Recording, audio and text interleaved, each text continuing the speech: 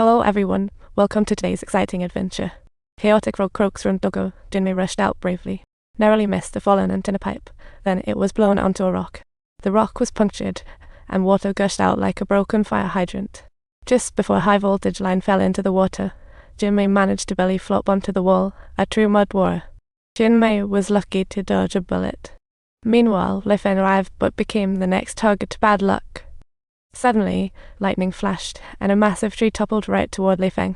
Talk about a close call, she's got 9 lives. She arrived at Jinmei's to find her stuck in a car, surrounded by electric wires dancing like mosquitoes.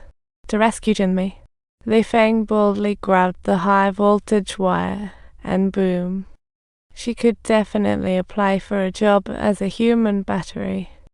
She was electrocuted and started smoking. Thankfully, the police saved her life.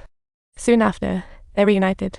Xiaobai thanked Li Feng, who then pulled out a plain sea map, as if knowing things would get crazier. She couldn't understand why others were saved while she survived alone. What was this? Suddenly, familiar music played from behind. She sensed trouble and quickly stood up to return to the hotel, probably to halt the chaos. At that moment, the bus that had hit Xiaobai's girlfriend reappeared, and Jinmei's brain kicked in as she yelled for Li Feng to watch out. Sure enough, a car almost hit Li Feng, but instead it crashed into a power pole, which then fell onto a billboard. What a classic case of unexpected consequences. Let me tell you, what comes next is not what I'm looking for, but it's just some bizarre incidents while driving. Students on a bus shouted chain crash, while a boy played with toy cars come see. Jinmei felt a wave of unease and turned on the radio to chill out, only to hear a memorial for last year's Flight 180 crash. What the perfect time to freak out. In a panic, she switched stations, but her friend next to her looked gloomy, and suddenly, the Songhell's highway filled the air.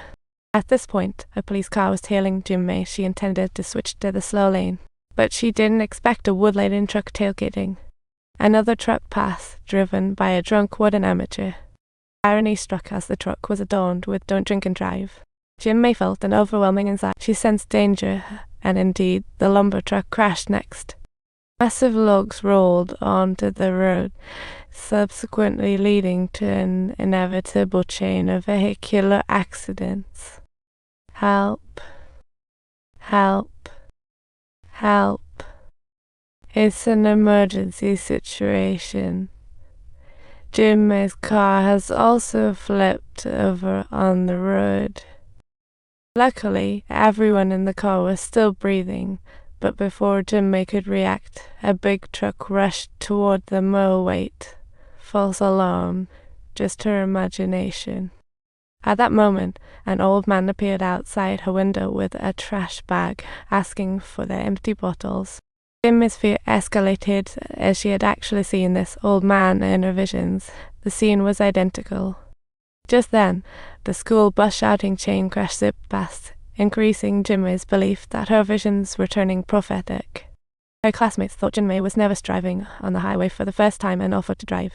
Flustered, she turned on the radio, which played the memorial for Flight 180, just like her vision. Her classmates were baffled, completely clueless how Jinmei made that prediction. Realizing her prophecy was about to come true, she swiftly pulled over to the side of the road. Shortly after, a police car stopped beside her. The officer asked why she stopped suddenly. Jinmei hastily told him about her vision, but who would believe it? Other drivers got out complaining, and then that lumber truck zoomed past. Jinmei urgently shouted for the officer to stop it, but before she could finish, she noticed a sign by the roadside displaying the number 180, which left her feeling extremely nervous and uncertain of how to respond. Fortunately, the officer arrived on the scene just in time to rescue her. Unfortunately, her 3 classmates didn't make it through the crash. Talk about a close shave with the Grim Reaper. Shortly after, Jinmei and 6 other survivors were taken to the police station. Thanks to her timely stop, they all gathered.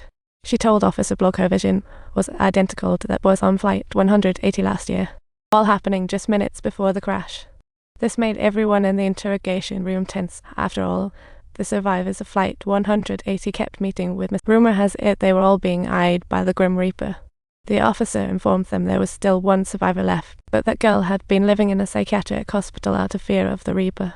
When Jim May's dad picked her up, she told him she had a bad feeling, and sure enough, just after she spoke, Huey Mao faced danger. He narrowly escaped a car wreck after winning $5 million. He thought he was the chosen one, ready to enjoy the ride of life. After getting the prize, he bought a game console. At home, he threw leftovers out, planning a feast, but accidentally spilled oil. Suddenly, a gust of wind blew in, and a hanger from the closet fell into the food.